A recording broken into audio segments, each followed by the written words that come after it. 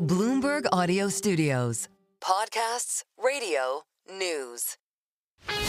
This is Bloomberg Businessweek Daily, reporting from the magazine that helps global leaders stay ahead, with insight on the people, companies, and trends shaping today's complex economy, plus global business, finance, and tech news as it happens. The Bloomberg Businessweek Daily podcast with Carol Massar and Tim Stenivek on Bloomberg Radio. We're continuing to get headlines, updates on everything related to trade as the U.S. does get toward that July 9th deadline that is set to be extended to August 1st for tariffs. Some headlines that we're just getting in the last few minutes. The U.S. will impose 25% tariff on imports from Kazakhstan, 40% tariffs on Laos imports. Malaysia will see 25% tariffs on Malaysian products. South Africa, 30% tariffs on their products. This comes after earlier this afternoon, we heard from the president who said that the U.S. will impose a 25% tariff on goods from Japan and a 25% tariff on South Korean goods effective August 1st. I want to bring in Representative Kathy Castor. She's a Democrat who represents the 14th District of Florida. It includes Tampa and parts of Hillsborough County. Representative, it's good to have you with us. Thanks so much for joining us. We had you on. We had you booked to talk about what Democrats have as their path forward after the passage of what President Trump refers to as the one big, beautiful bill. We'll get to that in a few minutes. But because of your work with commerce and because of your work on manufacturing, we got to start with tariffs and what we're hearing from the White House right now. Are tariffs the right way, in your view, to bring manufacturing back to the United States? Tariffs can play a very important role when they're targeted and strategic. The problem is that the president is all over the map. This is chaotic. Businesses do not know how to grapple with them and respond. And these recent tariffs announced today against our allies, Japan and South Korea and other Asian nations, we were trying to build a wall to counter China and everything, all of their malign activities when it comes to trade. So this is a head scratcher why you build up these tensions with our best trading partners and allies, and business owners here across the state of Florida are wondering that as well. Why are they facing higher cost at a time when now with the big ugly bill, you're adding almost $4 trillion to the national debt that's also sure to fuel inflation. We'll talk about the bill in just a minute. One more on tariffs, though. I want to also say the S&P 500 down about 1.1%. It did fall a little more than that just after we heard from the president via Truth Social and the announcement of those additional tariffs, or those tariffs, the clarification of those tariffs on those countries that I just mentioned. You did say that if tariffs are targeted, they can play a role in bringing manufacturing back to the United States. Of the tariffs that the president has implemented or that are implemented right now, which ones do you agree with? Which ones are the right way to bring manufacturing back to the U.S.? I can't really point to some. I mean, a few years ago, we had targeted solar modules because we know that the Chinese has been dumping solar panels and all of those and that was one strategic way to at a time when we're trying to reshore all of the clean energy elements to build up our own supply chains that we used to own in America, by the way. A targeted effort like that could be very smart as part of a broad-based strategy. And I just don't see a broad-based strategic strategy right now when it comes to manufacturing. As a matter of fact, the big ugly bill just throws a wrench into the manufacturing boom we had underway in the U.S. Well, let's talk about that bill, Trump's big, beautiful bill that you have publicly called the big, ugly bill. You've also said that it's fiscally irresponsible and morally wrong, and an abdominal transfer of wealth from the working class to the wealthy. What specific provisions in the bill that has now become law do you find most troubling? Well, never before have we adopted a piece of legislation that gives tax cuts to the wealthiest Americans, while at the same time you are cutting health care for 17 million Americans. You're taking away food assistance from seniors and veterans and children. You're cutting Pell Grants and student loans. So this is completely out of whack, and it's going to be very costly ultimately for many American businesses and definitely American consumers and families. You know, the bill, though, at this point has become law. So it's essentially what we're talking about is water under the bridge. And we'll get to the idea of whether or not Democratic leadership did enough to stop this from becoming law. But where do you go now? What are you going to do about this? It will be very important for American businesses and families to understand the impact. The one piece of it that has not gotten a lot of attention are the energy provisions. You remember the president ran on a promise that he's going to lower electricity bills, but all of the analysis now say that when you yank back all of the clean energy tax credits, it's a recipe for higher electric cost. All of the analysis coming in say higher electric bills for businesses and consumers alike. They're throwing a wrench in this manufacturing boom that we had underway due to our climate and clean energy law. We had seen over 1,000 factories open across the country, over 400,000 jobs created. Now what we're hearing are business cancellations all across the EV battery supply chain.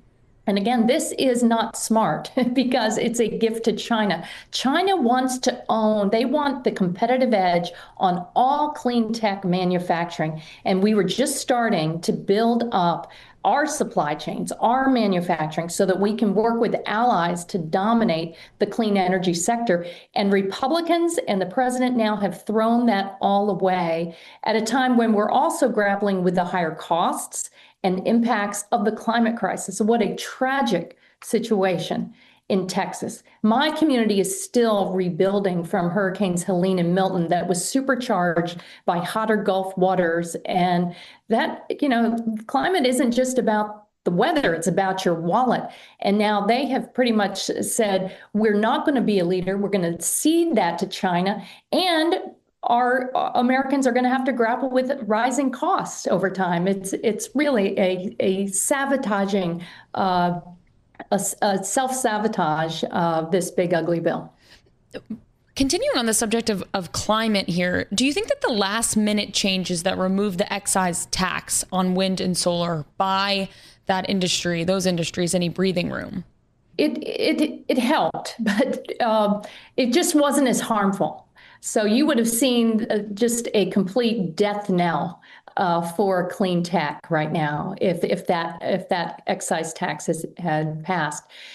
But right now, we're going to be grappling with rising cost and closure of factories. And when you're comparing the impacts of tariffs, if tariffs are intended to boost domestic manufacturing in the U.S., then why in the world would you throw a wrench into our manufacturing boom that we had underway in this country? Hopefully, many of those businesses will hang on, but still, China will continue to try to eat away at a competitive advantage. And while we are imposing tariffs on our allies and friends and other countries around the world, China is going to move in and try to develop those partnerships. It's a crazy way to do business, and I'm afraid it's going to cost us a lot. Congresswoman, I want to shift gears and talk a little bit about Medicaid and the health aspect of this. Our producer, Elizabeth Cedrin, crunched some numbers here and found some really interesting stuff. If you're watching on YouTube or Bloomberg Television or Bloomberg Originals, you can see here the yellow is Hillsborough County, Florida, a portion of which falls into your district. Additionally, other counties as well are in your district. But if you look at this, a higher portion of folks in this county versus the statewide total are actually on annual Medicaid and CHIP enrollment. In the year of 2024, more than 20% versus the statewide of 18.7%. So clearly a lot of people in your district are going to be affected by this. How do you plan to counter these rollbacks? This is going to be very difficult. Hospitals, doctors, nurses, the American Cancer Society, you name it, they oppose these draconian cuts to people's health care because it's going to cost lives. The other major impact besides Medicaid, especially here in the state of Florida, that people will feel by the end of the year is the end to the tax credits for policies offered through the exchange, through the healthcare.gov marketplace under Obamacare, the Affordable Care Act. There are 4 million Floridians that rely on those tax credits that help make their premiums and copays affordable. We have a lot of small business owners. We have a lot of entrepreneurs, many in hospitality, and that has been the go-to place for affordable, high-quality health insurance. So while the Republicans sneakily said the Medicaid cuts will happen maybe in a couple of years, what we're going to see in Florida is a real rollback in the ability of folks to afford health insurance for their families. That means small business owners will have to grapple with that, and our healthcare providers too, who have been waving red flags and saying, danger, danger, this is going to cost lives and it's going to cost money. We only have about 30 seconds left, but I want to get your take on whether you think Democratic leadership did enough to stop this bill from becoming a law. Because of the dire consequences, I would say we have not done enough, but this is very unpopular. Everywhere I go, people are very angry. They're saying we are suffering through an affordability squeeze, and how dare the president and the Congress try to pull one over on us and make our lives more expensive at a time when we really need help in our pocketbooks.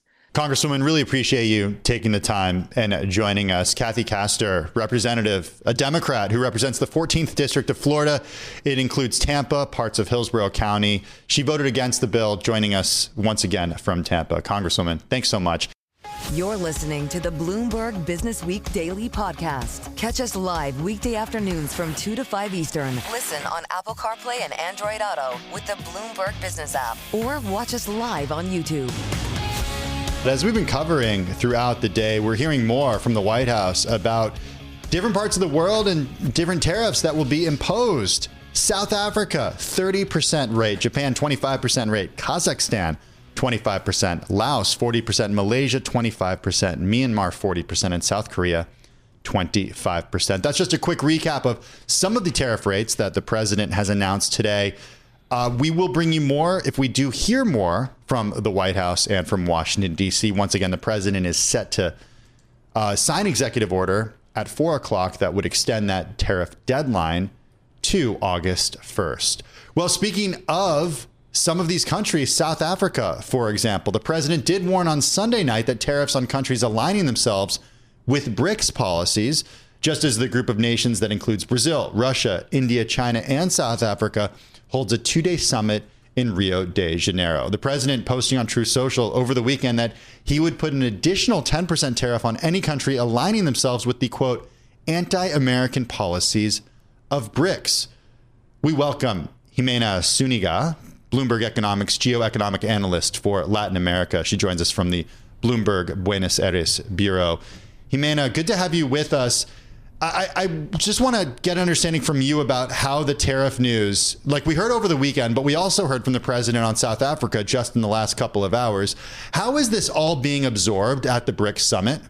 Well, according to the press conference that was hosted by President Lula, who was the host of the summit, the BRICS did not tried not to react to this message. President Lula said he considered the imposition or the threat of tariffs over social media irresponsible, and prompted by one of the questions from the reporters on the room about whether the threat had impacted the dynamics of the group or its cohesiveness, Lula said, no, we tried to stay focused on our agenda, and for now there's nothing certain in terms of whether these tariffs will be implemented or not, and we kept along. This summit held for 2 days in Brazil. What is its actual purpose here for the BRICS nations? I beg your pardon, what is the exact? What's the purpose of the BRICS summit that's being held right now? I see, of course, yeah. So the summit, the BRICS issued a lengthy declaration covering multiple policy issues. Yes, the glass half full is that the BRICS, which is a very diverse group managed to achieve consensus on a lot of the principles that are reflected in the declaration. The glass half empty is that they didn't achieve a lot in terms of very tangible outcomes, except perhaps for having unleashed this potential U.S. response. So we are in a situation in which the most tangible outcome of the summit, ironically, may be that it has increased the risk that the U.S. Imposes sanctions on the group. Why? Because a lot of the declarations of principles, statements of principle in the leaders' declaration can be considered at odds or tacitly criticizing the U.S., right? So, for example, they talked about their serious concern about unilateral tariffs. They talked about the need to address shared health challenges through the WHO, which Trump, as you know, has criticized. They talked about shared environmental challenges and the need to uphold the Paris Agreement. A lot of things that President Trump seems to have felt the U.S. policies were being criticized for, and that he thought he had to react to.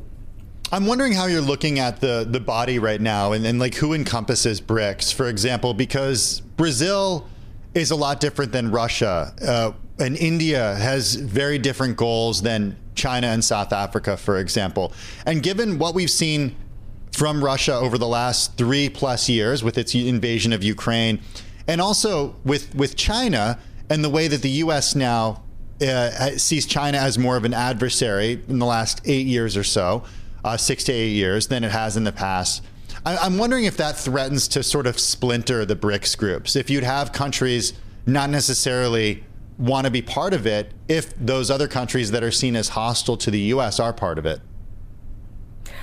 Yeah, you underscore a key issue, right? The BRICS is a very diverse group, and that is one of the key issues that undermines its effectiveness. As you say, unlike the G7, that was traditionally the driver of the global order and its main enforcer, and that is a very compact group and cohesive group, all democracies, all advanced countries, all behind, until recently at least, behind the global trade order that was put in place after World War II. BRICS span different geographies, different levels of development, regional rivalries that those of India and China, and they are held together primarily by a shared sense that emerging markets should have a more clear and louder voice in the global policy agenda. And they want to build a multilateral world. But yeah, their lack of cohesiveness is something undermining their effectiveness in terms of achieving tangible outcomes. And as you say, the fact that now the group is being perceived as the U.S., perhaps incorrectly perceived as anti-U.S., some countries may have an anti-Western or anti-U.S. bias, but definitely not all, certainly not Brazil or India, for example. But the fact that the U.S. targets BRICS may lead some countries to think it over twice before joining the group, which was one of the strategies that the group has been pursuing to increment its geopolitical gravitas. Has come naturally because the group members grow on average more than the world does, and so the body is increasing its share of the global economy. It's currently at 27%, which is slightly above that of the U.S. alone. But the other thing it has been doing and considering doing further is expanding its membership, and now that other avenue might be complicated or at least slowed down by the U.S. Threats. You alluded just now to something that I read in the intro at the beginning of our conversation, and it was what President Trump posted on his social media platform: the anti-American policies of BRICS. Those are his words. What do you construe as him meaning by the anti-American policies of BRICS? Certainly we understand, a country such as China and why the U.S. views it as an adversary, and a country such as Russia, for example. But is there anything else that we should understand about how the U.S. views this group in terms of what could be construed as anti-American? I think the most tangible thing that BRICS could do to undermine the U.S., even though they don't do it to undermine the U.S., is to pursue de-dollarization. But ironic, and that would be something very concrete that would undermine U.S. interest. But ironically, that does not seem to be the main thing that President Trump responded to, because the timing of his comments on Sunday night suggests that he may have reacted to the content of the leader's declaration, which was issued a little before. And we had very little in terms of concrete progress towards de-dollarization. Actually, some of the big BRICS members, notably India, are opposed to this goal. And so the BRICS stayed kind of clear from that. But they did write things like, we condemn the attacks, the strikes on Iran, we support the Paris Agreement, the WHO, the WTO, and it appears that Trump read criticism in those statements, even though they were not framed as anti-US and they avoided mentioning explicitly US policies. Jimena, going to have to leave it there. Thanks for joining us on this Monday afternoon. Jimena Zuniga, Bloomberg Economics geoeconomic analyst for Latin America, joining us from the Bloomberg Buenos Aires Bureau. For more on the BRICS Summit, check out everything that we have on the Bloomberg terminal and, of course, at Bloomberg.com as well. This is the Bloomberg Businessweek Daily podcast. Listen live each weekday starting at 2 p.m. Eastern on Apple CarPlay and Android Auto with the Bloomberg Business app. You can also listen live on Amazon Alexa from our flagship New York station. Just say, Alexa, play Bloomberg 1130. Well, 3 days after cataclysmic floods tore through a stretch of the Texas Hill Country, officials have confirmed the deaths of 27 children and counselors who'd been missing from a girls' summer camp. Authorities counted more than 90 deaths statewide and said the number was almost certain to climb as rescuers sorted through mounds of debris. Julie Fine is Bloomberg News Texas Bureau Chief. She joins us from our Dallas Bureau. Julie, an absolutely tragic story that we just cannot begin to imagine the devastation, the loss here. We see images. All of us are so heartbroken about what happened and what is still happening. First, the latest. Is this at this point still search and rescue, or is this a recovery operation? Well, Governor Abbott was very, very quick to say, and this was in his news conference yesterday, he's not had one today, that he continues to look at this like a search and rescue. Obviously, as we know, as time goes on, that becomes more difficult, but he wanted to assure the families that they would do everything they can to try to find these children. There are still 10 campers and 1 counselor missing tonight. There's many more still missing throughout the state of Texas. Also, when you hear from the first responders, it's just the debris they have to get through. We've had more bad weather here since the initial flooding, so they continue to search. That search is still 24/7 and will go on for some time. Is there any more bad weather coming? And how does that impact this rescue mission now? Well, luckily, the weather is getting better. There is still some bad weather, but yesterday, for instance, while they were searching, they had to stop at one point because the rain got so bad. However, the forecast does seem to be improving, which should make it a little bit easier on the first responders who are here from across the nation. They are here from the federal government, from the state and local governments. Julie, how does flooding like this happen so suddenly and ostensibly without warning? Well, there were warnings. The National Weather Service had warnings for 3 days, and the warnings continued to go. Here's one thing that everybody has to also recognize. The warnings can be going all day long. They started 2 days before. They were watches, then that turned into warnings. You can have the warnings out. The question is, are they received? You're talking about a camp where children, of course, don't have cell phones in the camp and in the area. A big question is, was there internet? Were people able to get them? Also, sirens. The city, I believe, did not have certain sirens in certain areas. In terms of the weather, one thing to understand about Texas weather is it is not predictable even for forecasters at times. You can have a tornado coming, but at the last minute, because of the weather, it could veer 70, 80 miles. So there will be a lot of questions about the warning systems, why certain people didn't know about that. And I'm sorry, go ahead. Well, I just want to clarify this a little bit. When you say there were warnings 3 days ahead of time, 2 days ahead of time, 1 day ahead of time, how specific are we talking here? Are we talking like, okay, well, there could be a storm surge here as a result of rain that could climb this high and affect this camp? I don't know if they were specifically for that camp, but they were for the area. And I believe there was a pinpointing of the certain times that the warnings came out. There were several the evening before and in the morning.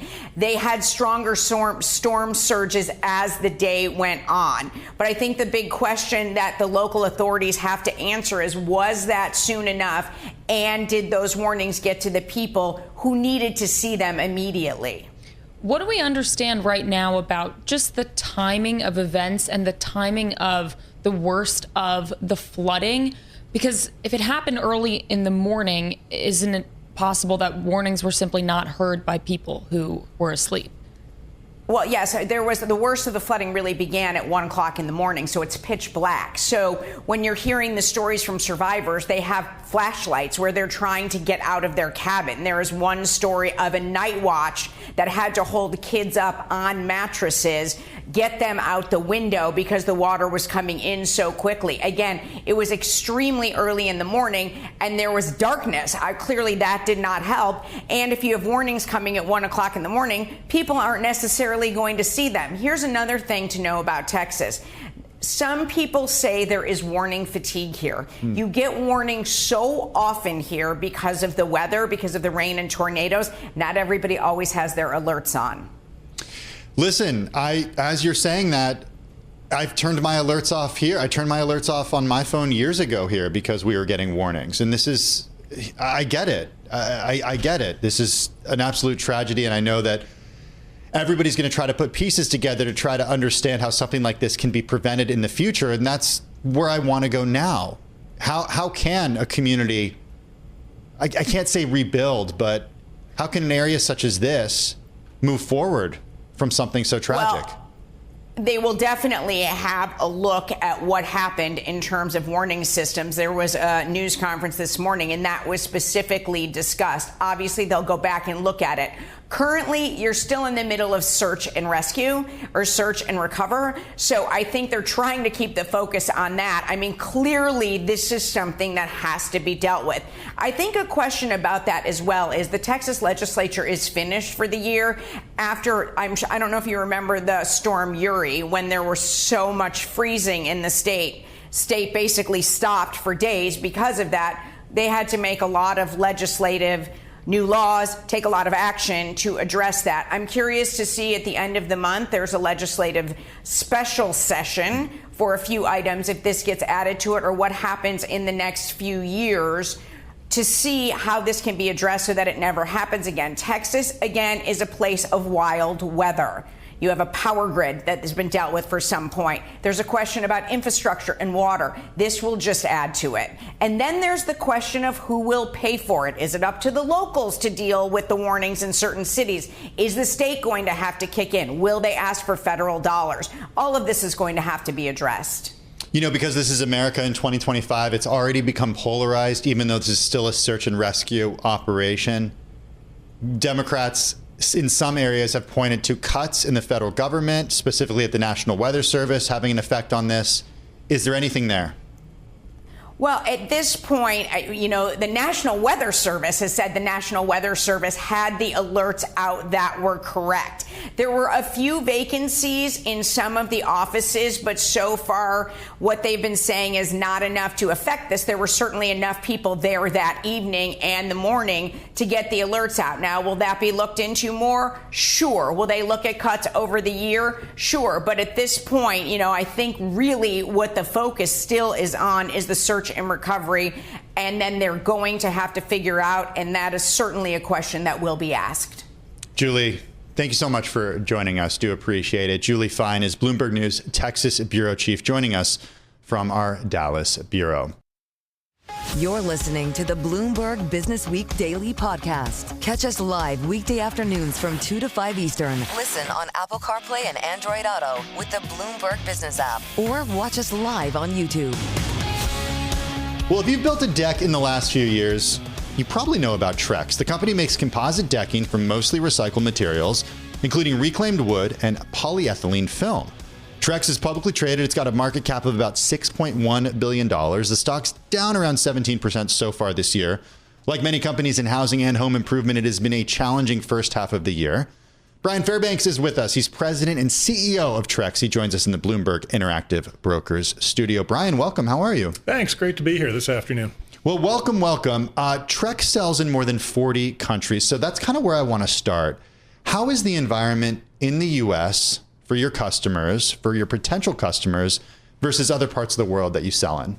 The U.S. environment is still relatively strong. Most of our consumers are going to be family income of $100,000, $120,000 plus. And we've all talked for a long time about the bifurcation of that premium customer versus the entry-level customer. Because most of our customers are that 100 plus, we've continued to do well in the marketplace. This year we guided to 5 to 7% growth. We reiterated that guide just a couple of weeks ago. Our contractors generally have 6 to 8 week type backlogs at this point. And overall, we're pleased with what we're seeing in the market. Where are most of the sales coming from? Is it people, homeowners who are putting in a deck for the first time, or are they remodeling, or are they just completely kind of, remodeling their backyard? All of the above, but more often than not, it's going to be a consumer that's already experienced a wood deck. It's failed between 12 to 15 years, maybe 18 years on the long end of it. The quality of pressure-treated lumber is not what it used to be. So that decision and the payback period of putting in a Trex deck versus a wood deck is very different today. But we also put on a lot of new decks on new homes, as well as homes that are just looking for existing square footage. More difficult to move up to that larger home now. How do I add more space to entertain with your friends, family, and put a deck on the back of the house? But isn't a deck built with Trex framed by pressure-treated wood under it anyway? That's correct. So is that an issue ever, where the wood that provides the framing, the structure, that doesn't last as long as the Trex? That structure is going to be protected by the Trex, so it doesn't get nearly the same beating from a weather perspective or for chemicals, UV rays, things like that. So that structure tends to last quite a bit longer, whereas the decking itself is what's subject to the majority of the environmental conditions. So what exactly is it made of? On the website, it says that it is made of mostly recycled materials, reclaimed wood, polyethylene film. What's the secret sauce? At 95% recycled and reclaimed material. So the recycled piece of it is going to be the polyethylene films that we buy from all over the country and up into Canada. It's about 1,000-pound bale of film. We'll bring that in, we'll reprocess it, and then we also purchase wood, furniture, flooring manufacturers from some other sources as well too. Mix that together with the plastic. We extrude it into a deck board. We apply our proprietary shell on the board to give it its fade, stain, and scratch characteristics. And that's pretty much the way it's done. Buying recycled materials does give us a healthy cost advantage. We can be buying plastic anywhere between 5 cents and up to 30 cents for cleaner plastic. We still have to process it, so there's some additional cost added. Whereas virgin materials are going to be 60 to 70 cents per pound. You mentioned buying some product, at least from Canada, the polyethylene film. The tariff situation, we've spent the whole day talking about clarity or lack thereof that we are getting, that CEOs and business owners are getting right now from Washington. How have tariffs affected you? Well, there's a lack of clarity, that's for sure, for CEOs. We are primarily a U.S. manufacturing company. We've got 3 manufacturing sites, 1 in Virginia, 1 in Nevada, and then we're building a greenfield site in Little Rock, Arkansas that we're excited about. Today we are recycling plastic in Little Rock, and then we're moving that to our other 2 plants to use there as we continue to build out that facility. Less than 5% of our cost of goods sold is going to be impacted by tariffs. And in looking at those tariffs, we look at how can we potentially source out of other countries, negotiating with those vendors, and then eventually taking pricing. We've taken a very conservative view of pricing of let's try to let tariffs settle out for where their endpoint is going to be, rather than immediately reacting the day the announcements were made. So Tim asked about the tariffs. I'm going to ask about the big, beautiful bill. We're going to hit you with the 2 main current events of the news cycle right now. Have you heard anything from the consumer about how this bill is going to impact their spending behavior? It is too early. I think everybody's just beginning to digest everything that's actually in that bill. And so I've not really had any feedback from it as of yet. We haven't had a chance to poll our contractors or work further with our consumers, as well as all of those dealers, as well as retail channel locations. I know you're 95% repair remodel based. So the housing market weakness that we've seen when it comes to new housing isn't necessarily. Can we do a through line from housing data to you, or is this all about, hey, somebody's been in a house, they want to put in a new deck, they're gonna use Trex? Is there anything that comes, when you're talking about new housing demand and like people buying new homes that accompanies demand in Trex? The only impact with the new home buying side of things is it does generate existing home sales. We've all seen existing home sales have been lower the past couple of years. That has driven repair and remodel spending, negative numbers the past couple of years. We've been able to well outgrow that. Mid-single digit growth for us, small single digit negative growth in repair and remodel. So we've been able to well outperform that. But it would be great to see the existing home sales side of things really pick up and drive that remodeling engine. Do you work at all with the large developers of property or the large home builders like the Lennars or the KB Homes, for example, to use your materials? We do. We've got agreements with the majority of the large home builders that are in the marketplace. So it is an important part of our business, but generally we're about 90 to 95% repair and remodel, the remainder of that on new home.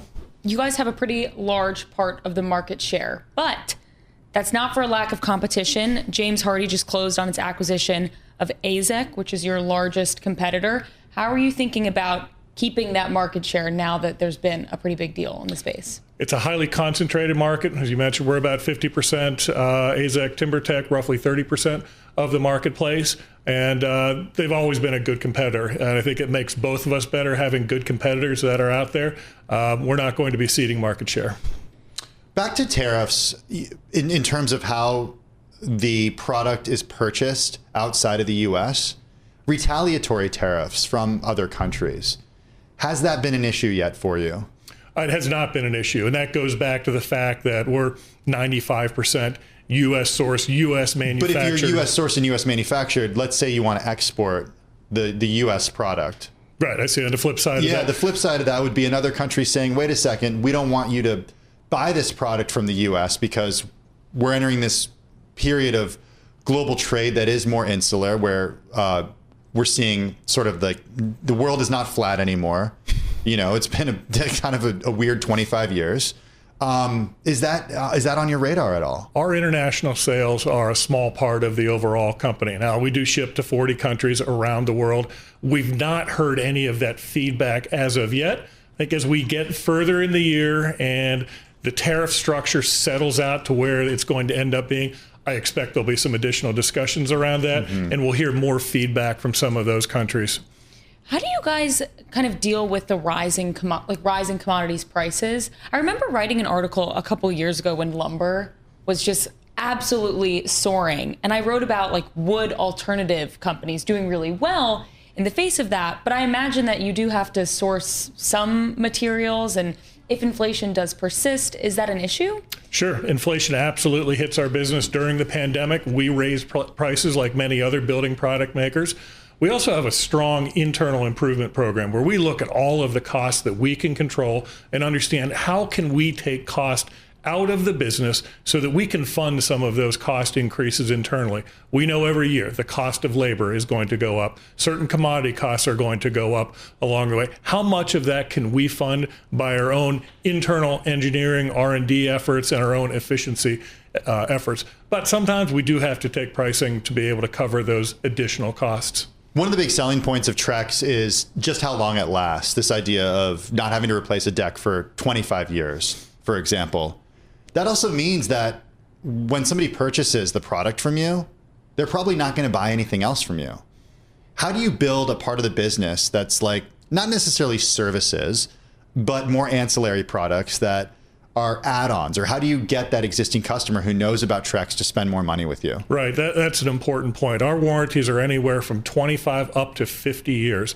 This product will last a long time. But the market size is such that there's 50 to 60 million decks in North America. Half of those decks are at or beyond their serviceable life.